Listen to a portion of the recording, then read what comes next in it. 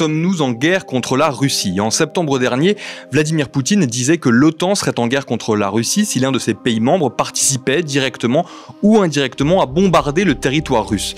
C'est chose faite depuis le 19 novembre 2024, 1000 jours après l'invasion russe en Ukraine. L'Ukraine a envoyé des missiles américains longue portée sur la Russie. Sergueï Lavrov, en réponse, le chef de la diplomatie russe, a dit que ces tirs marquent une nouvelle phase de la guerre occidentale contre la Russie et nous, la Russie, réagirons en conséquence. Et puis, Vladimir Poutine a signé un décret pour élargir ses possibilités de recours à l'arme nucléaire. Alors, cet épisode peut-il nous faire craindre une escalade ? Cette guerre russo-ukrainienne devient-elle pour de bon internationale ? Nous allons en discuter aujourd'hui avec Léo Peria-Peigné, chercheur à l'IFRI, et Laurence Defranou, journaliste au service international de Libération. Et ma première question est pour toi, Laurence, pour bien comprendre l'origine de cette escalade dont on parle. C'est quoi cette histoire de missiles américains utilisés par l'Ukraine pour frapper la Russie ? Et sont-ils aussi en réponse à autre chose ? Oui, il faut rappeler que l'escalade, elle vient d'abord du côté russe. C'est la Russie qui a lancé l'agression et qui, ces derniers mois, a monté vraiment très fortement en puissance, puisque j'étais ce matin avec le chef d'état-major de l'armée de l'air et de l'espace, général Bélanger, qui disait que... Je me permets une toute petite intervention pour vous encourager à vous abonner à notre chaîne YouTube si vous ne voulez rater aucune de nos prochaines vidéos. Vous pouvez aussi liker et partager nos contenus s'il vous plaise. Et puis dans l'espace commentaire, vous pouvez nous souffler des idées de reportages ou de discussions que vous aimeriez retrouver sur notre chaîne YouTube. En attendant, je vous souhaite un excellent visionnage. J'étais ce matin avec le chef d'état-major de l'armée de l'air et de l'espace, général Bélanger, qui disait que de 900 bombes planantes guidées laser par semaine, que les Russes envoient sur les sites ukrainiens, on est passé à 1800, c'est-à-dire quasi doublé en 9 ou 10 mois.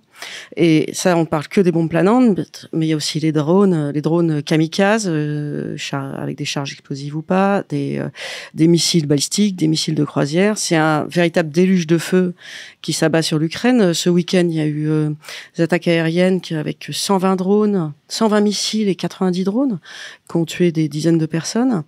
Et face à une telle puissance de feu, parce que il faut dire que la Russie a vraiment basculé en économie de guerre. L'industrie russe a basculé en économie de guerre. Et la production est vraiment de plus en plus importante. Et en plus, ils ont fait d'énormes progrès dans tout ce qui est guerre électronique, brouillage, etc. Et donc, pour stopper ce déluge de feu, il y a vraiment besoin de faire ce que les militaires appellent des frappes dans la profondeur. C'est-à-dire que, comme il devient très difficile d'intercepter toute cette masse de projectiles qui sont envoyés, c'est d'aller tirer les centres de commandement, les dépôts de munitions, les nœuds logistiques. Voilà, c'est donc d'où l'autorisation qui a été donnée par Joe Biden pour utiliser des missiles de fabrication occidentale, c'est-à-dire les ATACMS qui sont des missiles balistiques, uniquement dans la région de Koursk, ce qui est quand même, c'est vraiment les donner aux Ukrainiens pas grand-chose, puisque... La région de Koursk, c'est, pour situer, c'est en frontière ukrainienne. Ouais, voilà, et c'est un endroit où les Ukrainiens ont cet été, en mois d'août, à la surprise générale, fait une percée, et où ils sont toujours en place. Et la Russie n'a pas réussi à les repousser, et a fait venir 10 000 soldats nord-coréens, ce qui, là, on voit vraiment l'escalade, puisque la Russie amène des soldats étrangers pour combattre. Voilà, donc c'est très important Pourquoi une autorisation américaine ? C'est parce que les missiles ATACMS sont américains et dans l'exportation des armes, le fabricant donne des restrictions d'emploi. Voilà. Et là, on a appris il y a 1 heure à peine que des missiles britanniques Storm Shadow, qui sont fabriqués par le missilier européen MBDA, auraient été envoyés eux aussi autour de Koursk. Et là, dans le missile Storm Shadow, il y a quelques composants américains et des données de ciblage. Et c'est aussi pour des raisons politiques que le Premier ministre britannique avait demandé en septembre à Joe Biden l'autorisation de tirer sur le sol russe. L'autorisation lui avait pas été donnée, mais il semble que désormais ça soit le cas et que des cibles de haute valeur aient été touchées aujourd'hui. Avant de s'interroger sur les conséquences aussi de l'utilisation de ces missiles, Léo, est-ce que tu peux nous en dire aussi un peu plus sur ces armes, très concrètement, qu'est-ce que ça vaut, est-ce que ça peut changer aussi potentiellement, véritablement, le cours de ce conflit ? Alors, il faut savoir que le style d'arme, en fait, il a déjà contribué à, sinon changer, en tout cas faire évoluer positivement le cours du conflit, puisque quand les premiers lanceurs de lance-roquettes unitaires, on va dire, Américains et Européens sont arrivés sur le terrain ukrainien, ils ont permis aux Ukrainiens en fait de s'attaquer à tout le dispositif logistique et de soutien russe, les obligeant à disperser leur soutien, à repousser leur poste de commandement et à réduire in fine leur efficacité. Ça leur a été très utile à la fin de la première année de la guerre et tout au début de la seconde, et ça continue de l'être. Après, il y a eu la livraison d'armes de roquettes à plus longue portée, de missiles à plus longue portée, donc les fameuses attaques MS, qui là en fait ont encore contraint le dispositif russe, sachant qu'il faut rappeler que seul un certain type d'attaque MS a été livré, à savoir un type essentiellement à usage antipersonnel, donc avec un type d'explosif qui va surtout servir à éliminer l'infanterie, qui marche en fait extrêmement bien, puisque vous êtes face à une armée russe qui, faute de véhicules blindés et devant digérer sa croissance rapide, envoie en fait des vagues d'assaut quasiment sans blindage à pied, qui s'avèrent extrêmement sensibles à ce genre de système. Maintenant, les Européens ensuite ont fait œuvre de soutien en envoyant donc des Scalp et des Storm Shadow, qui sont là pour le coup des missiles air-sol, là où les attaques MS sont des missiles sol-sol, qui permettent de frapper un peu plus loin et qui pour le coup ont une charge unitaire qui n'est pas une charge antipersonnelle mais vraiment une charge antimatérielle beaucoup plus puissante, qui permettent de s'attaquer à d'autres types de cibles, notamment des postes de commandement durcis, qui ont été utilisés pour frapper assez largement en Ukraine occupée, y compris en Crimée. Mais jusqu'ici, on estime qu'ils n'avaient pas été utilisés contre la Russie. Il semblerait que depuis une heure, c'est chose faite. Sachant qu'il ne faut pas oublier non plus que l'Ukraine développe ses propres systèmes dans ce domaine-là, fût-il des drones à longue portée ou même certains types de missiles. Est-ce que ça peut avoir un véritable impact du coup sur le rapport de force actuel entre la Russie et l'Ukraine? Est-ce que potentiellement l'Ukraine peut reprendre le dessus sur la Russie avec l'utilisation de ces missiles européens et américains? En fait, c'est toujours pareil. Vous pouvez avoir la meilleure arme du monde, si vous en avez qu'une, ça va pas servir à grand-chose. À moins de parler d'armes nucléaires. Mais là, une arme conventionnelle, si ils disposent d'un stock conséquent d'attaques MS, si on peut leur livrer d'autres types d'attaques MS dans les mois qui viennent, et si on dispose aussi d'un stock de missiles européens suffisamment conséquent, ce qui là pour le coup n'est pas dit, puisque les Européens disposent d'un stock extrêmement limité de ces systèmes-là, et que la production n'a pas été reprise, alors ils pourront avoir un impact. Mais si on reste sur des dotations échantillonnaires, l'effet lui aussi sera échantillonnaire. Il y a une question dans le chat qui rebondit sur ce que tu disais, Laurence, tout à l'heure, quand tu parlais du fait que les Britanniques attendaient aussi le feu vert des Américains pour utiliser certains missiles. Il y a une question dans le chat qui pose simplement la question, voilà, pourquoi est-ce qu'on doit toujours associer les Américains et attendre leur feu vert? Est-ce qu'on ne pourrait pas plus prendre nos responsabilités? Il y a une part technique, c'est-à-dire quand il y a des composants américains, mais ça c'est même pas encore sûr, c'est notamment des données de ciblage américaines.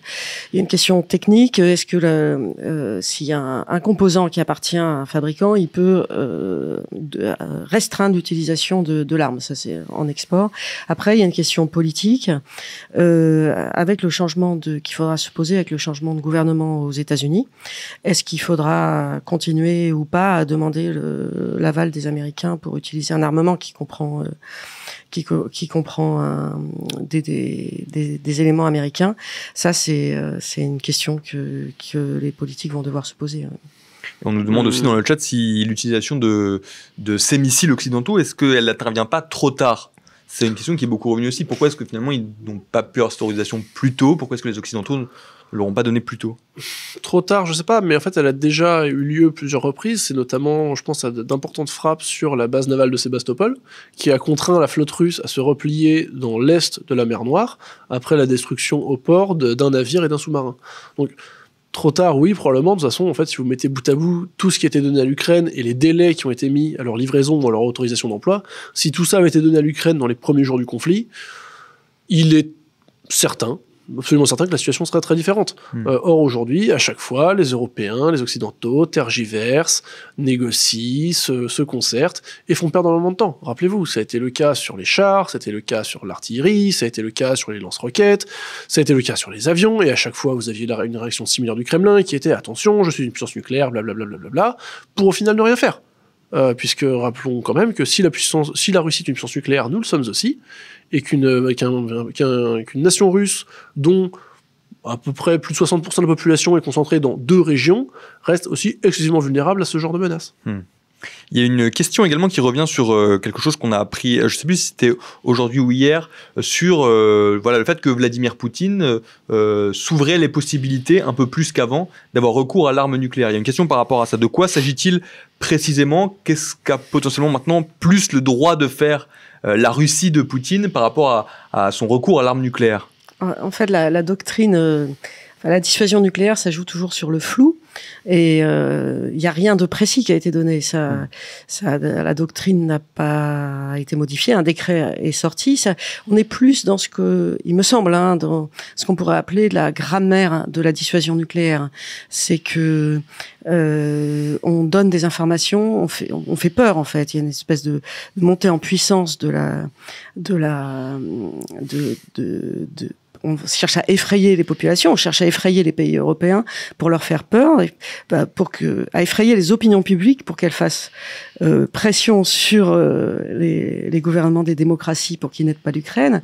En réalité, c'est pas, d'après les spécialistes, c'est pas parce que vont être tirés des missiles sur des cibles militaires. On parle là toujours de cibles militaires. Quand on parle du sol russe, on parle pas d'attaquer Moscou ou d'attaquer des civils, et on parle pas non plus d'attaquer des cibles hautement symboliques comme par exemple le pont qui relie la Crimée. Voilà, il y a véritablement aucune raison d'avoir une riposte de niveau nucléaire à ce genre d'attaque, alors que c'est une défense. Il faut voir quand même que le territoire ukrainien, la Russie attaque le territoire ukrainien chaque jour, chaque nuit, et là, on discute de est-ce que la Russie peut frapper en retour pour se défendre et empêcher les frappes. On est vraiment dans une réponse très modérée. En fait, donc la menace de Vladimir Poutine n'est qu'une menace. De toute façon, tu as dit en avril, mais c'était déjà en septembre, c'était déjà depuis le 24 février 2022. Il joue du fait que la Russie est une puissance nucléaire pour faire peur, mais rien n'a changé en réalité. Enfin, il me semble, Léo, si t'es d'accord. Je suis pas du tout un expert du nucléaire, c'est un domaine très spécifique. J'invite les viewers à se rediriger vers les fils Twitter d'Héloïse Fayet sur Twitter, qui est l'expert nucléaire de l'IFRI et qui fait ça de manière très pédagogique.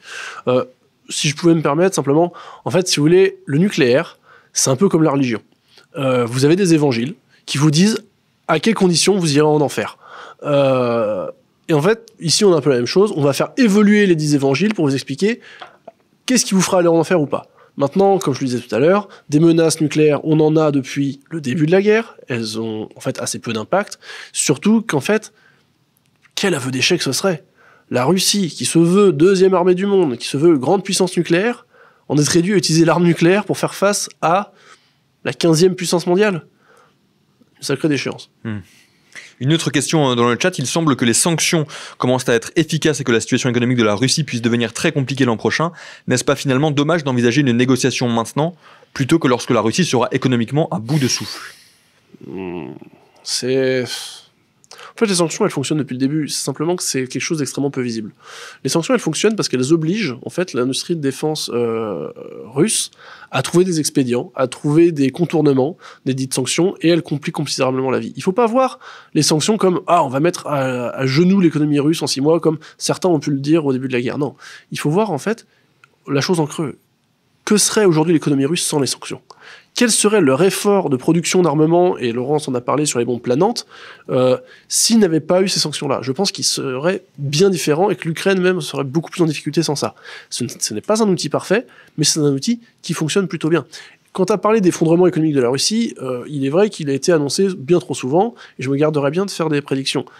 Les indices qu'on a nous montrent que la Russie a du mal, que l'industrie russe est en surchauffe par manque de bras et par présence peut-être trop abondante en fait de fonds qui alimentent une inflation qui est considérable. Vous avez d'autres indices qui sont très intéressants, notamment l'évolution du fret ferroviaire russe, qui est un outil vital pour l'armée et l'économie russe, dû à un problème de maintenance, à ce genre de difficultés. Ces choses-là nous renseignent. Maintenant, de là à dire qu'ils vont s'effondrer l'année prochaine, c'est difficile. Autre point, est-ce que l'Ukraine peut se permettre de se battre jusqu'à ce que la Russie s'effondre à ce niveau-là de soutien? C'est pour ça que les Ukrainiens avec qui on discute sont quand même assez amusés, mais ils rient jaune quand ils voient les Européens parler de fatigue de guerre en Europe. simplement parce que ce n'est pas dans nos fenêtres que volent les Shahed, que nous n'avons pas de perte humaine, là où l'Ukraine se bat depuis 3 ans, avec la main dans le dos, il faut bien le dire, puisque chaque fois qu'il y a une livraison d'armes, de nouveaux systèmes qui sont livrés, les Européens, les Occidentaux leur gardent un fil à la patte en disant « vous pouvez l'utiliser », en me demandant l'autorisation, je restreins l'utilisation de telle manière, de telle manière, de telle manière, ce qui fait que l'Ukraine arrive déjà à faire des choses assez exceptionnelles avec la main dans le dos. Ce qui explique aussi leur volonté de développer leur propre système pour être capable de frapper de manière autonome sans avoir recours aux Européens. N'hésitez pas à continuer à poser vos questions dans le chat, je les relais évidemment à nos deux invités tout au long de ce stream. La question que je me posais aussi pour établir précisément le contexte aussi de ce conflit en cours, c'est la suivante. Est-ce qu'aujourd'hui on a deux forces et deux alliances parfaitement distinctes et des alliances internationales, avec d'un côté du coup des puissances internationales en soutien ou pro-russe, et de l'autre côté des soutiens internationaux clairement pro-ukrainiennes et du côté des Ukrainiens. Et c'est oui, du coup, quelles sont ces deux alliances claires qui se dessinent ? Je ne sais pas si on peut parler d'alliance claire, parce c'est un petit peu mouvant. L'Iran livre des drones à la Russie. On a appris maintenant, c'est quasiment certain, que désormais des drones sont fabriqués au Xinjiang en Chine à destination de la Russie. Donc les soldats nord-coréens arrivent. Quand je disais tout à l'heure que j'étais en mer Rouge, il semble que des frégates russes donnent du renseignement aux rebelles yéménites Houthis pour frapper les navires marchands occidentaux. Et également, la flotte marchande chinoise traverse comme elle veut devant les Houthis sans être inquiétée. Donc on voit qu'il se crée je sais pas si on peut dire une nébuleuse, enfin un ensemble, mais qui n'est pas si clair que ça, parce que c'est pas sûr que la Chine soit absolument ravie de voir les Nord-Coréens se trouver en Russie. Ça les inquiète peut-être un petit peu, vu que la Corée du Nord avant était leur satellite et que maintenant elle se rapproche énormément de la Russie. La Chine, elle se positionne comment pour l'instant dans ce conflit-là? La Chine affiche une neutralité depuis le début, mais une neutralité qui penche vraiment beaucoup vers la Russie en réalité. Mais pour autant, ils s'engagent pas clairement, mais ils contournent les sanctions. Enfin, ils achètent du pétrole russe, ils envoient des composants, et ils font des déclarations. Par exemple, pour les Houthis, n'ont jamais clairement condamné. On voit que la Chine cherche un petit peu encore, mais penche quand même côté russe. Donc l'Inde affiche une neutralité, travaille avec les deux côtés, et côté occidental, c'est les pays de l'OTAN, l'Union européenne. Ça, je pense que c'est à peu près clair pour l'alliance avec l'Ukraine, même si le soutien n'est pas du tout à la hauteur, parce que toutes les autorisations qui sont données les unes après les autres, elles arrivent trop tard, parce qu'à chaque fois c'est trop peu, trop tard, parce que entre-temps les Russes se sont améliorés, les missiles dont on parlait, s'ils avaient été livrés il y a 1 an ou 2, mais comme disait Léo, à l'époque la Russie était pas si bien organisée, ça aurait fait beaucoup plus de dégâts. Aujourd'hui, par exemple, les centres de logistique sont disséminés. L'armée russe a appris à les disséminer. Donc là où avant une salve de missiles pouvait détruire un centre logistique important, maintenant il y en a plusieurs. Et en plus, ils ont de moins en moins de missiles parce que les arsenaux sont pas renouvelés. Donc les attaques MS qui ont été livrées, les Storm Shadow, les Scalp.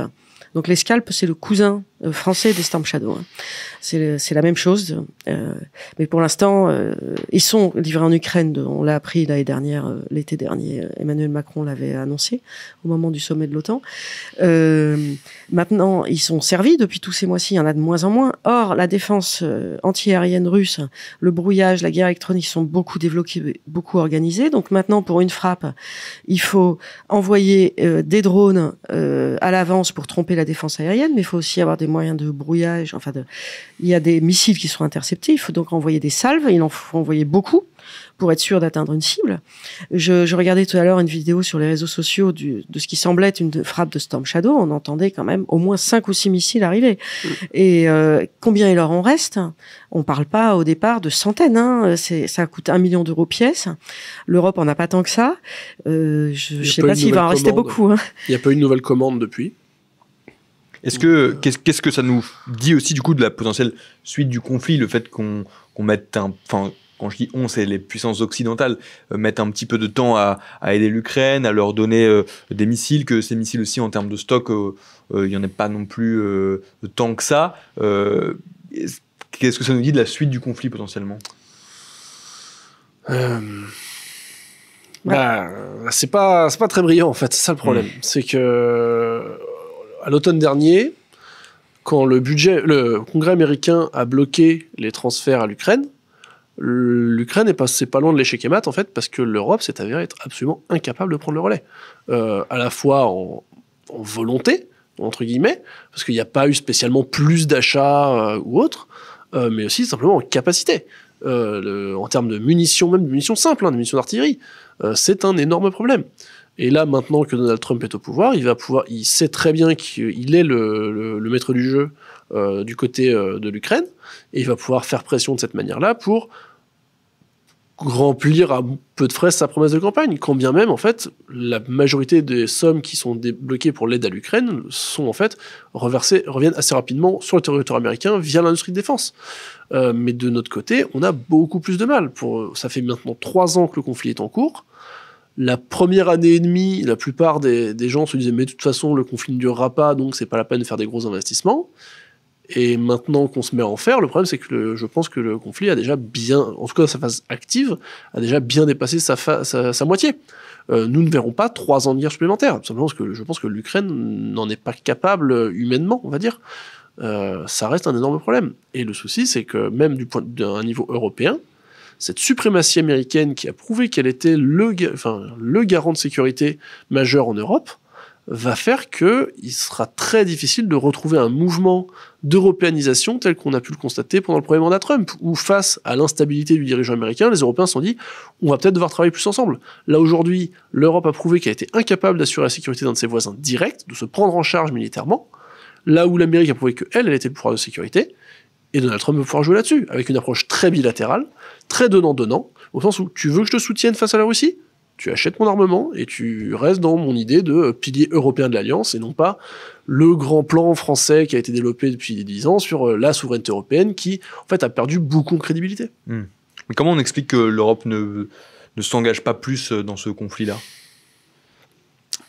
Est-ce que c'est à cause de la suprématie américaine ou Non. Je pense qu'en l'état, l'Europe aurait les moyens de le faire, mais la volonté politique est pas forcément là. Les stocks, ce qui était facilement transférable, notamment les stocks de systèmes d'origine soviétique, ont été épuisés depuis bientôt 1 an, dans leur grande majorité. Et maintenant, il faut passer à une phase qui est beaucoup plus coûteuse, qui est l'achat d'armements neufs. Certains jouent le jeu, comme l'Allemagne, d'autres n'en ont pas forcément les moyens, et d'autres, enfin, n'ont pas forcément l'air d'en avoir la volonté. Une autre question du chat, serait-il possible qu'un jour l'Europe envoie ses militaires sur la ligne arrière de l'Ukraine et laisser potentiellement du coup des soldats ukrainiens en première ligne et des soldats européens plutôt dans les lignes arrière ? Moi, je m'avancerai pas sur ce qui est possible parce que ce qu'on disait impossible il y a 2 ans, tout est devenu possible. C'était même autoriser l'envoi de missiles américains sur le sol russe, ça aurait été impensable il y a encore 6 mois. Donc tout est possible. Là, je pense que la guerre nous montre que déjà la guerre en soi-même c'est toujours improbable, mais là depuis 2 ans, bientôt 3 ans, on voit que à chaque fois les limites sont passées. Donc je sais pas. Là-dessus, pour le coup, en fait, autoriser les Ukrainiens à frapper en Russie, matériellement, c'est pas très difficile. C'est littéralement, on coche une case, quoi. Envoyer des troupes au sol, c'est autre chose. On se rappelle qu'au début de l'année, le président français avait voulu en parler. Il parlait de boots on the ground, il parlait de formateurs en Ukraine. Bon, il s'avère qu'en fait, il avait fait ces annonces-là, mais il s'était pris très tôt et un peu trop tôt, sans forcément en parler correctement avec ses partenaires avant, ce qui fait qu'il n'a pas été suivi. Et que depuis, on essaie de se rattraper en disant « regardez, à la place, on vous donnait des avions ». Mais le fait est qu'en fait, envoyer des hommes au sol, politiquement, financièrement, militairement, c'est beaucoup plus compliqué que des choses qu'on disait impossibles, comme tu disais, Laurence. À savoir, simplement autoriser les Ukrainiens à faire ce qu'ils veulent avec leurs armes. Il y avait une question aussi sur la rupture de câbles de télécommunications en mer Baltique. Est-ce qu'on a des informations par rapport à ça ? Est-ce qu'on sait de qui en a la responsabilité ? Enfin, on ne sait pas, mais il semble qu'il y a un navire suspect qui... donc, on parle de 2 câbles Internet qui traversent la mer Baltique. Il y a un navire suspect qui est un navire chinois, mais pour l'instant, c'est juste l'enquête va être en cours, mais c'est extrêmement inquiétant. Les pays du nord de l'Europe et les pays baltes sont très, très inquiets à une extension de la guerre sur leur sol. C'est quelque chose dont on ne se rend pas forcément compte en France, hein. Mais là, en Suède, par exemple, le gouvernement a distribué un kit coffert en cas d'attaque. Je crois que c'est la Norvège qui a interdit, en fait, qui a stoppé le développement de 13 grands champs d'éoliennes parce que ça gêne les radars ça empêche les radars de bien voir les missiles arriver. Enfin, je m'exprime mal, mais vous me comprenez. Donc pour eux, c'est vraiment une réalité. Dans les pays baltes, ils ont extrêmement peur parce que si le problème de la guerre en Ukraine, c'est pas seulement stopper la guerre en Ukraine, c'est-à-dire que si et l'autre jour, je parlais à un chercheur qui me disait plus on répond fort à la Russie, plus en fait on fait de la désescalade, parce que plus on va montrer à la Russie qu'on est capable de se défendre et de défendre nos alliés, et que l'Union européenne va rester soudée, plus on empêche la Russie de penser à envahir les pays baltes. Et là, sur les câbles, c'est ce qu'on appelle la guerre hybride, hein, c'est tous les autres moyens de faire la guerre avec du sabotage.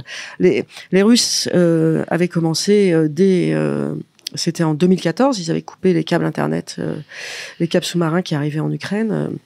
C'est des choses qui se font aujourd'hui, qui font partie, comme tout le reste. Dans la guerre, il n'y a pas que les missiles, il y a aussi beaucoup la cybersécurité, la communication, le brouillage GPS, par exemple. La Russie brouille les GPS au-dessus de la mer Baltique. Voilà. Là où ce soir on parle des missiles, mais il y a beaucoup plus de choses que ça, et notamment la guerre informationnelle, la propagande également. Répondre fort à la Russie pour désescalader, qu'est-ce que ça peut vouloir dire aussi, Léo, en termes d'armes, de missiles, de défense à disposition des Européens et des Occidentaux, et donc potentiellement aussi de l'Ukraine? Je prendrais l'exemple polonais. La Pologne, on est en train de faire une étude là-dessus qui devrait sortir donc en janvier. La Pologne augmente son budget militaire considérablement, va probablement passer à 5% de son PIB investi dans la défense, qui, pour un pays dont le PIB est un tiers d'une autre, est quand même un effort conséquent, et en fait va à l'ambition de doubler son armée de terre, d'établir 6 divisions complètes, bien équipées. Pour vous donner un ordre d'idée, s'ils arrivent à 100% de leurs objectifs et des contrats qui ont seulement été annoncés, ils vont être à plus de 2000 chars, la France c'est 200, ils vont être à 1500 pièces d'artillerie mobile, la France à terme ce sera 110, ils vont être à 300, 400 lance-roquettes, la France aujourd'hui en a 4, et un objectif d'en avoir 30. On est sur cette idée d'avoir un dispositif de défense conventionnelle complet, capable de se défendre, capable d'infliger des grosses pertes aux Russes, et en fait, vous avez ce mouvement dans une partie de l'Europe. Vous avez un traité qui interdit les armes à sous-munitions. Une arme à sous-munitions, ça va être un missile qui va disperser, en arrivant sur zone, une grande quantité de plus petits explosifs pour, on va dire, éliminer l'infanterie et les véhicules faiblement blindés. Ces systèmes-là sont en théorie interdits par la Convention d'Oslo, convention dont la Lituanie, qui était en fait un des seuls signataires en Europe de l'Est, s'est retirée, en estimant que ce système-là, aujourd'hui, c'est ce qui marche le mieux contre les Russes, c'est ce que nous disent les Ukrainiens. Nous devons en avoir, nous devons pouvoir nous en équiper, et nous devons pouvoir l'utiliser. Ce genre de prise en compte, elle doit être faite aussi de notre côté, quant à l'efficacité de nos forces en cas de conflit avec la Russie. Tout simplement parce que la Russie l'a prouvé, c'est un État qui est impérialiste, qui est extrêmement agressif, qui est révisionniste quant aux traités et aux frontières actuelles, et qui a le même discours sur les pays baltes qu'il l'avait sur l'Ukraine, tout simplement. Certains disent que la réponse militaire européenne et occidentale et l'aide allouée à l'Ukraine peut alimenter le conflit, peut participer à une escalade. On a vu par exemple Jean-Luc Mélenchon faire un tweet là-dessus et dire que l'heure était plutôt à la diplomatie. Ma question très simple, moi, c'est est-ce que c'est encore possible de prétendre à la voie diplomatique quand on voit que cette guerre est déclenchée depuis février 2022, on a l'impression que cette voie diplomatique, elle ne mène, ou en tout cas elle ne peut pas mener à grand-chose. Est-ce qu'elle peut encore exister, ou est-ce qu'elle doit passer forcément par une réponse plutôt de force et plutôt militaire? C'est une question difficile à répondre parce que si l'Ukraine, est-ce que c'est un règlement diplomatique ou une capitulation qu'on demande à l'Ukraine? Volodymyr Zelensky a lui-même appelé à des négociations, mais pour négocier, encore faut-il être en position de négocier. Je pense, je suis pas sûre, mais une des raisons pour lesquelles il y a eu cette percée à Koursk pour pouvoir peser un petit peu dans les négociations. Si c'est une capitulation, la Russie ne s'arrêtera pas là. On peut en être certain en lisant, en écoutant ce qui est dit par Moscou. Et la manière dont ils ont transformé à grande échelle leur industrie pour faire une industrie de production de guerre, c'est pas juste pour l'Ukraine. Ça va aller plus loin. On transforme pas toute son industrie pour s'arrêter dans un mois. Mais comment est-ce qu'on estime si c'est une capitulation ou pas? Ça, je sais pas. C'est très simple. C'est soit l'Ukraine est en mesure de faire passer certaines de ses conditions face à la Russie, soit, comme je pense l'entend Jean-Luc Mélenchon, elle accepte toutes les conditions de la Russie pour arrêter la guerre, parce que, mon Dieu, il n'y a rien de pire que la guerre. Moi, je vois Boutcha, moi, je vois les massacres de civils, moi, je vois le processus quasi génocidaire qui est mis en place par la Russie dans les territoires occupés, en termes d'élimination de l'identité ukrainienne des zones d'Ukraine qu'elle occupe. Est-ce que, en l'état, la reddition vaut mieux que l'occupation? La réponse des Ukrainiens que je connais disent la guerre est extrêmement dure, ils souffrent énormément, néanmoins, rien ne leur dit que l'occupation ne sera pas pire. Et on est en état de négocier quand on est capable d'imposer quelque chose à l'adversaire. En l'état, Vladimir Poutine l'a dit et redit, il ne veut pas négocier, il veut imposer son dogme. Et la position de ceux qui appellent à la négociation, comme Jean-Luc Mélenchon et quelques autres, me rappelle beaucoup la position de certaines puissances de l'entre-deux-guerres, qui disaient que pour éviter à tout prix la guerre, il fallait donner à l'Allemagne l'Autriche, il fallait donner à l'Allemagne les Sudètes, puis toute la Tchécoslovaquie, et encore la moitié de la Pologne. Cette position est inaudible en Ukraine, et je pense qu'elle devrait rester inaudible en Europe. Et c'est des retours d'Ukrainiens que tu as eu, ça, parce que tu disais que tu étais allé en Ukraine aussi il y a quelques temps, c'est des retours d'Ukrainiens que tu as, ça aussi, le fait de compter sur l'aide européenne pour s'imposer dans ce rapport de force. Bien sûr, parce qu'ils n'ont pas forcément le choix. Maintenant, les Ukrainiens ne sont pas idiots, ils ne sont pas complètement idéalistes. Les gens qu'on a rencontrés tiennent un discours qui, sans être double, reste assez réaliste. On nous dit, nous, on veut la paix juste. On veut une Ukraine qui est autonome dans son armement, dans sa politique militaire, dans sa diplomatie et son économie. Ces gens-là ne nous parlent pas, quand ils nous parlent de paix juste, ils ne nous parlent pas de frontières. Parce qu'ils savent en fait que reprendre les territoires occupés en l'état du soutien occidental et en l'état des ressources humaines de l'Ukraine est impensable. Néanmoins, cette paix juste, elle est bien différente de la paix que leur propose Poutine. Est-ce que, quand on parle de la question de capitulation ou de prendre le dessus pour pouvoir imposer certaines choses dans des négociations avec la Russie, est-ce que c'est vraiment possible? Alors, c'est toujours impossible, évidemment, de se mettre dans la tête de Poutine pour savoir à quel moment est-ce qu'il pourrait s'arrêter, etc. Mais si on continue à participer à ce conflit, à donner des missiles à l'Ukraine, par exemple, est-ce que c'est quand même un risque, du coup, derrière, un dirigeant comme Vladimir Poutine continue, lui aussi, l'escalade et qu'au bout d'un moment, ça ne mène qu'à une guerre totale et généralisée? Mais en fait, quand on parle d'escalade, à mon sens, on parle d'escalade quand vous faites quelque chose que l'autre ne fait pas. En l'état, et Laurence l'a très bien rappelé ces derniers jours, les Russes frappent toute l'Ukraine, avec différents moyens. Ce n'est donc pas une escalade que les Ukrainiens puissent faire de même. À mon sens. À mon sens. Ou essayer de les empêcher, en tout cas, même pas faire de même, parce qu'on n'est pas du tout dans le même niveau, ils n'ont pas du tout les mêmes moyens, mais au moins d'essayer de freiner. Je parlais avec des responsables militaires cette semaine, et ils me disaient, l'envoi des missiles ne va pas bloquer, mais ça va freiner, gêner, mais c'est tout. On n'est pas dans une lutte d'égal à égal, c'est déjà miraculeux que les Ukrainiens réussissent à se défendre jusqu'ici.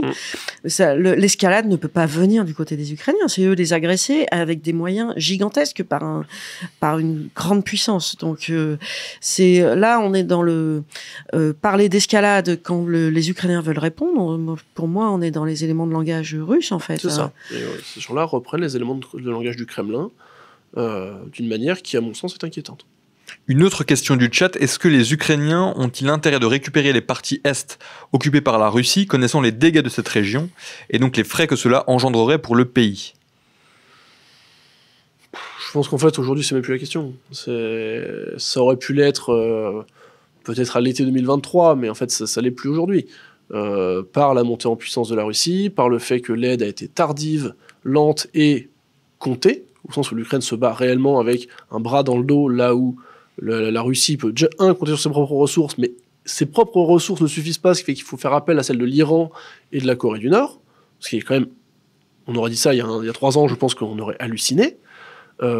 C'est aussi pour ça que la peur de la capacité militaire de la Russie doit être totalement relativisée. On a eu affaire à une armée russe qui, après 10 ans de réforme, après de l'expérience en Syrie, en fait, s'est avérée incapable de vaincre, en fait, tout simplement. Et le recours systématique à la rhétorique nucléaire est, à mon sens, un aveu d'échec. Alors on va nous dire, oui, mais Poutine, il pourrait mobiliser plus. Oui, il pourrait mobiliser plus, mais pourquoi faire ? Je veux dire, on est sur des volumes de pertes russes quotidiennes admis par les Russes eux-mêmes qui sont démentiels. Démentiels. Et les 700 000, je crois, en tout. En tout, oui. Sachant que quand on parle de pertes, il faut bien penser que c'est pas seulement les morts, c'est les blessés, les disparus, les mutilés, etc. etc. Je n'ai pas de chiffre à donner spécialement, mais le chiffre est énorme, en fait. Est-ce que les Occidentaux auraient aussi, du coup, intérêt à frapper plus fort, plutôt que d'être toujours en réaction, peut-être pour calmer plus nettement les ardeurs russes et de Poutine ? Ça a été la posture polonaise et balte, à savoir, tout l'armement qu'on transfère aux Ukrainiens, que les Ukrainiens utilisent pour tuer des Russes, c'est littéralement, et ça m'a été transféré de cette manière-là, c'est des Russes qu'on aura en moins sur le dos plus tard. Donc de ce point de vue-là, cette logique-là, elle se comprend. Et surtout, il faut comprendre qu'on n'est pas dans une politique européenne. On n'est pas dans une politique où tous les acteurs ont une rationalité qui est similaire. Poutine a sa rationalité, elle est impérialiste, elle est expansionniste, et il faut pouvoir jouer avec ça. Enfin, jouer avec, il faut pouvoir en tenir compte et avoir la politique du rapport de force, sans avoir toujours être paralysé de peur et de l'escalade, comme la Turquie l'a eu à un moment. Je rappellerai que la Turquie, c'est le seul pays à avoir abattu un avion russe au-dessus de son territoire il n'y a pas longtemps en tuant un des 2 pilotes. Et pourtant, il n'y a pas eu de guerre immédiate. Et la Turquie arrive à jouer un rôle parce qu'en fait, elle embrasse aussi une partie du rapport de force dans sa relation avec la Russie. Une autre question du chat. On nous dit, j'entends qu'il faut être réaliste sur le besoin de répondre par la force, mais comment on fait si le droit de la guerre internationale est hyper dur à appliquer ? Comment y aller sans crainte dans ces conditions ? Est-ce que vous avez une réponse à apporter à notre viewer ? Le droit de la guerre. Le droit de la guerre, ça c'est mes opinions là-dessus, hein, ça n'engage que moi, mais le droit de la guerre vaut-il autant quand l'adversaire n'en respecte pas un seul élément ? Quand les Ukrainiens sont-ils soumis au droit de la guerre, sachant que leur perspective est existentielle, comme je le disais, avec le caractère quasi génocidaire de l'occupation en face ? Je ne sais pas. Je n'ai pas de réponse à cette question-là, ce n'est pas mon sujet, je vous invite à aller voir les threads d'Amélie Ferret, autre chercheuse renommée de l'IFRI, qui est beaucoup plus experte que moi dans ce domaine-là. Néanmoins, quand votre adversaire utilise des armes théoriquement interdites, quand votre adversaire envoie des armes incendiaires sur des positions civiles, quand votre adversaire fait de la déportation, quand votre adversaire fait ce genre de choses, est-ce que le droit de la guerre doit s'appliquer ? Certains disent que oui. Mais dans ce cas, est-ce que si ça doit revenir à se battre la main dans le dos et se mettre en position de vulnérabilité que l'adversaire peut exploiter ensuite, est-ce que c'est si judicieux que ça ? J'ai pas de réponse. Une autre question du chat qui fait référence à l'avertissement des États-Unis et d'autres puissances aussi qui appelaient certains de leurs ressortissants à quitter l'Ukraine et Kiev, et donc qui nous demandent, pensez-vous qu'il y aura une réponse forte de la Russie ce soir ou dans les jours qui viennent ? C'est difficile à dire. La chef de la diplomatie russe a parlé de réponse, enfin la porte-parole, pardon, parlé de réponse appropriée à l'envoi des missiles. Donc on peut imaginer une attaque aérienne. Les renseignements américains semblent le dire. De toute façon, c'est une espèce de logique de guerre. Tu connais ça mieux que moi. La question, pardon, tu peux répéter ? C'était simplement ça. Ouais. Pensez-vous qu'il y aura une réponse forte de la Russie ce soir ou dans les jours qui viennent par rapport aux demandes d'évacuation des ressources ? En tout cas, s'il y a des demandes d'évacuation, c'est qu'il y a des renseignements dans ce sens. Hein. Okay. Oui, ça ne peut pas être au hasard. La question étant, qu'est-ce qu'ils vont faire ? Qu'est-ce qu'ils vont faire qu'ils ne font pas déjà ? J'ai été à Kiev, j'y ai été 10 jours, j'ai vécu des alertes aériennes très régulières, on était alertés 5 à 6 fois par jour. Des frappes, ils en font déjà, ils ont espacé leur temps de frappe ces derniers mois pour pouvoir en fait emmagasiner des systèmes, des missiles, des drones pour en envoyer davantage pendant l'hiver pour cibler les infrastructures énergétiques. Que vont-ils faire de plus ? Est-ce qu'ils vont s'attaquer à l'OTAN ? vu leur performance face à la Russie, face à l'Ukraine, j'ai un peu de doute sur la capacité russe à vraiment se défendre, d'autant que leur situation capacitaire en termes de système de défense antiaérienne et autres est aujourd'hui assez critique. Et est-ce qu'ils pourraient faire plus là, les Russes C'est la question que je pose. Okay. C'est quand on en est à demander à des Nord-Coréens de venir soutenir l'armée russe, qu'est-ce qu'ils pourraient faire de plus? Ah oui, ils pourraient éventuellement décréter une mobilisation générale. C'est vrai. Ça leur donnerait peut-être 100, 200, 300 000 hommes de plus. Est-ce qu'ils ont les gens pour les former? Non. Est-ce qu'ils ont l'équipement pour les équiper maintenant? Non. Oui, ça deviendrait extrêmement difficile, mais ça avait déjà été la remarque qui avait été faite par les Russes eux-mêmes, par les militaires russes eux-mêmes, lors de la pré-mobilisation de l'automne 2022. C'est que les gens disaient, mais attendez, on est en train de grappiller nos équipements de formation et nos cadres des écoles de formation pour les envoyer sur le front. Qu'est-ce qu'on va faire de 100, 200, 300 000 déjà bouches à nourrir et équipés en plus? On va pouvoir faire plus d'assauts à découvert anti-ailleurs. Ok, mais est-ce que ça marche déjà pas en fait? On peut en faire plus. Et à la fin, en fait, c'est juste qu'on aura fait un mur de cadavres haut comme ça entre nous et l'adversaire, et peut-être qu'il sera étouffé en dessous. Mais qu'est-ce qu'ils peuvent faire de plus? Est-ce qu'ils peuvent attaquer l'OTAN? Je ne pense pas. Parce que c'est quoi en fait leur objectif concrètement encore là aujourd'hui qui est affiché par la Russie en tout cas par rapport à l'Ukraine? C'est terminer déjà d'occuper le Donbass, je pense. Les 4 et oblasts. Ça, tant que ça sera pas fait, les 4 oblasts, ouais, on a du mal à imaginer que Poutine va s'arrêter. Et là, alors simplement, si pour l'instant ce n'est pas encore le cas, est-ce que ça veut dire vraiment que c'est parce que la Russie n'en a pas pour l'instant la capacité à le faire? Ou est-ce... Je pense. Oui. Okay. Je pense. Et c'est pas faute d'essayer. Hein. À toutes les semaines, on nous dit nouvelle contre-offensive russe. Non, en fait, la contre-offensive russe, elle date de. Ça fait 1 an qu'elle dure, en fait. Ils essayent de toutes leurs forces de passer, de grignoter. C'est la stratégie des sans coupures, d'épuiser l'Ukraine en les coupant en 100 endroits, en profitant à plein de leurs avantages comparatifs. Le nombre. Seulement, pour le moment, l'Ukraine tient, et de manière extraordinaire, je sais pas, mais de manière très valeureuse. Je pense que oui. En fait, qu'est-ce qu'ils voulaient faire à la base? À la base, le plan russe, c'était un raid sur Kiev pour déloger le gouvernement, le remplacer par quelque chose qui ressemble plus à ce qui se passe en Biélorussie et mettre l'Ukraine à leur botte. Bon, globalement, c'était le plan. Ça a complètement échoué parce qu'en fait, ils ont complètement surestimé leur popularité auprès de la population et la capacité de résistance ukrainienne. Ça a échoué de cette manière-là. Ce qui fait qu'au bout de 3 mois, ils ont dû se retirer de 60% de leur conquête quand même, pour réduire le front, parce qu'ils étaient incapables de tenir la zone qui s'était allouée. Maintenant, la zone est beaucoup mieux pourvue, parce qu'elle est plus réduite et que ça fait 3 ans qu'elle se fortifie. Pour autant, les Russes sont-ils en mesure de parvenir à leurs objectifs? Pour le moment, non. Pardon, Laurent, je t'avais coupé du coup juste avant sur ce que tu étais en train d'exposer, sur où qu'on pensait que la Russie voulait, en ce moment en tout cas, qu'elle... Donc toi, tu nous parlais du Donbass pour l'instant, qui n'arrivait pas à... Oui, mais je n'avais pas plus à dire, en fait. Okay. Léo a très bien repris la suite. Il y a une autre question du chat sur les Russes. Pourquoi les Russes n'attaquent pas la livraison? J'imagine du coup la livraison d'armes des Occidentaux à l'Ukraine. Ça serait possible Encore faut-il savoir qu'est-ce qui est livré et quand. Et c'est pour ça que, par exemple, même sur l'autorisation donnée par Joe Biden sur les attaques MS, il n'y a jamais d'annonce officielle, en fait. Hein. C'est des fuites dans les journaux et on dit jamais le nombre, on dit jamais quand. Et en général, quand c'est... par exemple, quand je rappelais tout à l'heure, quand Emmanuel Macron avait annoncé la livraison des scalps l'année dernière, quand il a annoncé, les scalps étaient déjà sur le territoire ukrainien. On n'annonce pas avant ces choses-là. En général, c'est fait depuis longtemps. Et des tirs de missiles de croisière comme ceux des Storm Shadow, ça prend du temps à préparer, plusieurs jours, voire plusieurs semaines. Et s'il y a eu un tir aujourd'hui, l'autorisation a certainement été donnée auparavant, ou alors ils étaient vraiment très très très près, ils étaient sûrs de l'avoir, mais non, la livraison est secrète en fait. Enfin, Puis je vais encore recommander un collègue, mais je vous invite à aller voir le travail de Vincent Touret sur Twitter et ailleurs, qui connaît extrêmement bien les capacités russes. En fait, si vous voulez, pour faire une frappe, il faut ce qu'on appelle faire du ciblage. Il faut savoir où est-ce qu'on veut frapper, quelles sont ses défenses, à travers quoi il faut passer pour l'atteindre. C'est un boulot qui est extrêmement complexe. Même pour une armée moderne, c'est extrêmement difficile.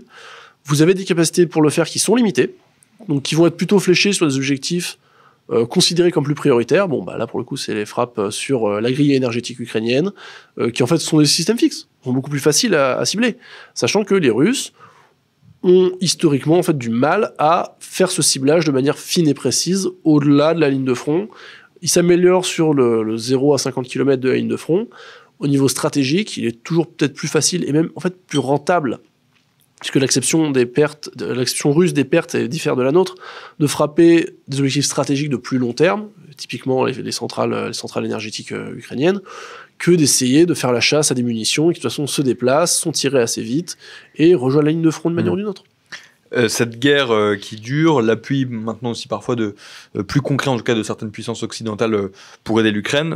La question que je me pose moi du coup, et quand on parle aussi des difficultés que peut avoir l'armée russe depuis le début et encore aujourd'hui en Ukraine, est-ce que la Russie peut encore pas gagner cette guerre, mais en tout cas réussir son objectif qui était au départ, comme tu le disais Léo, de prendre un peu le contrôle sur l'Ukraine comme ils ont pu le faire en tout cas en Biélorussie, ou en tout cas avoir un pouvoir qui est beaucoup plus à sa botte. Ah oui, bien sûr, mais c'est la stratégie qu'ils mettent en œuvre depuis 2 ans. Et en fait, cette stratégie, elle est rationnelle parce qu'elle prend en compte leurs propres avantages, leurs propres faiblesses, et celles de l'Ukraine. Ils sont beaucoup plus nombreux que les Ukrainiens. En conséquence, ils peuvent avoir des acceptions de pertes bien supérieures. Et là, l'idée, c'est ce que je vous disais, cette stratégie des 1000 coupures, où chaque assaut va, même s'il tue quelques hommes des Ukrainiens, comme les Ukrainiens en ont moins, à la fin, ils seront plus en difficulté. Alors que eux peuvent ratisser toutes les régions périphériques de Russie pour ramasser, en offrant des paiements qui sont considérables. Comprenez bien, les gens qui se battent aujourd'hui en Ukraine, c'est un peu différent à Koursk, mais les gens qui se battent aujourd'hui en Ukraine du côté russe ne sont pas de pauvres conscrits qui ont été obligés d'aller au combat, quasiment pas. La plupart de ceux qui se battent aujourd'hui en Ukraine sont des gens qui sont allés en Ukraine par appât du gain, parce qu'ils reçoivent un salaire et une prime à l'engagement qui sont démentiels, qui peuvent s'apparenter à 1 année, 2 années de salaire moyen. Quand bien même, une fois qu'ils sont sur le terrain, ils s'aperçoivent que voir la couleur de cet argent, c'est plus compliqué, et que vu le taux d'inflation qui monte en flèche, la réalité de ce qu'il leur est donné à la fin est bien différente. Est-ce qu'il y a d'autres armes ou missiles européens et occidentaux desquels l'Ukraine pourrait encore attendre l'autorisation de tir sur le sol russe? Et si oui, quels sont ces genres de missiles? Il y a des bombes GBU, il y a des... Alors, si on reste... En gros, de quoi ils ont besoin? Des armes pour la frappe en profondeur, ils en ont, ils pourront en recevoir d'autres, notamment des versions plus modernes, mais qui sont en fait prioritairement fléchées sur les besoins américains. C'est le cas notamment du JASSM, qui est une arme à longue portée. À mon sens, les Ukrainiens auraient besoin, comme tu l'as dit Laurence, d'abattre les avions qui viennent lancer des bombes planantes. Ils ont besoin de missiles air longue portée qui leur permettent en fait de tirer ce qu'on va dire en stand-off, donc à l'abri dans leur zone de défense antiaérienne, sans s'exposer à celle de l'adversaire, pour abattre les différents avions. À défaut, ce qu'ils font en ce moment, c'est en fait cibler les avions au sol, dans la mesure du possible. Mais ces avions-là ont été reculés assez largement, loin du front. Et donc quand tu dis qu'ils ont besoin de ces missiles-là, c'est des missiles que les Ukrainiens n'ont pas, non, et que les Occidentaux ont, oui, et donc qui n'ont pas encore, pour l'instant, le droit d'utiliser. Qu'ils n'ont pas du tout. Qu'ils n'ont pas du tout, ok. Regardez le Météor européen. Okay. Le Météor européen, aujourd'hui, c'est le meilleur missile air du monde. Il y aurait un temps d'intégration sur les plateformes, soit les plateformes soviétiques, soit les plateformes occidentales qui leur ont été livrées. Je pense néanmoins que ça n'a pas grand-chose d'infaisable dans l'absolu. Les Américains, je suis pas très bon en missiles malheureusement, les Américains ont leur propre système dans ce domaine-là, sans même livrer ce qu'il y a de plus moderne, ça pourrait, là, je déteste le terme game changer, mais en fait ça pourrait avoir un vrai impact en permettant d'éliminer une des faiblesses russes, à savoir en fait le nombre d'avions qui est disponible au même temps, et surtout d'éliminer leurs pilotes. Parce que si la Russie est capable de produire beaucoup d'avions, la Russie a beaucoup de mal à former des pilotes. Mais l'intégration, je reviens sur ce que tu disais, l'intégration technique, ils ont montré qu'ils étaient capables d'installer des Storm Shadow, des Scalp sous des Sukhoi, ce qui semblait de la part du fabricant impossible. Et ils ont réussi en quelques jours, voire en quelques semaines. C'était un tour de force qui a laissé tout le monde, tous les techniciens, complètement baba, quoi. Donc là, cette question d'intégration, en fait, quoi qu'on leur donne, ils l'utilisent. Bon, après, il y a quelques erreurs, mais oui, il y a des armements qui ont déjà été livrés qui n'ont pas le droit d'utiliser. Il y en a d'autres qui pourraient leur être livrés, comme les missiles taurus allemands. C'est ce qui est passionnant dans ce que font les Ukrainiens pour un chercheur sur l'armement. C'est qu'en fait, quand vous allez les voir, ils vous disent, nous, notre avantage, en gros, une petite armée soviétique ne peut pas battre une grosse armée soviétique. Donc il faut qu'on soit plus agile, plus malin, plus rapide que les Russes, parce que on sait comment ils pensent, parce qu'on a été formés de la même manière, plus ou moins, et on doit pouvoir utiliser cette différence-là que nous avons évolué. Résultat, leur outil, c'est ce qu'ils appellent la dérégulation. C'est que quand on leur livre un truc, vous pouvez être à peu près sûr que ça va être mis avec une douzaine de geeks super calés qui vont en fait craquer le code complètement et passer à travers pour en faire ce dont ils ont besoin. dans la mesure de l'acceptable politiquement. Mais on les a vus faire des trucs assez dingues. Il y a 1 an, ils ont abattu 2 avions radars russes qui sont très utiles pour le ciblage en fait au sol, parce qu'en fait ils ont couplé un lanceur de patriotes avec le radar d'un système russe, d'un système de soviétique qu'ils avaient, ou le contraire, je sais plus, mais quelque chose dans ce genre-là. Ça, quand on en a parlé au début, les gens nous regardaient avec un air, mais déjà, ils ont osé faire ça, parce qu'ils se sont attaqués à la propriété intellectuelle de Lockheed Martin, qui est la plus grosse boîte de défense du monde, mais surtout, même techniquement, c'était impressionnant. Et en fait, ça, ils le font sur quasiment tout. On nous demande une petite précision sur les Scalp et les Storm Shadow dans le chat. Est-ce qu'ils étaient déjà utilisés ou pas ? Oui, ils étaient utilisés à l'intérieur de l'Ukraine et dont en Crimée, puisque selon le droit international, la Crimée fait toujours partie de l'Ukraine. Et il y a un truc, je sais pas, peut-être qu'il faut préciser, c'est que la Russie est un très très grand pays avec une profondeur stratégique. Ils peuvent aller chercher très loin des hommes pour se battre, du matériel, des matières premières, etc. La profondeur stratégique de l'Ukraine, c'est l'Europe et l'Occident en fait. Et le pays lui-même en a pas. Donc nous sommes sa profondeur stratégique, enfin technique, je veux dire. Et ça, c'est quelque chose, je pense qu'il faut bien avoir. Et ça explique pourquoi c'est nous qui entraînons les forces ukrainiennes en Pologne, en Allemagne, en France, et pourquoi une partie de l'effort industriel de soutien à l'Ukraine est en Europe et aux États-Unis. Notre émission touche à sa fin. Je vous invite dans le chat et à tous ceux qui nous suivent de vous rendre aussi sur le site de Libération, puisqu'il y a un live en ce moment pour suivre toutes les dernières actualités autour de ce conflit. Vous pourrez lire aussi évidemment tous les articles, notamment du service international de Libération. Merci beaucoup Laurence et Léo d'avoir été avec nous pour ce stream. Merci. Merci beaucoup. Et bonne soirée à tout le monde. Au revoir. Au revoir.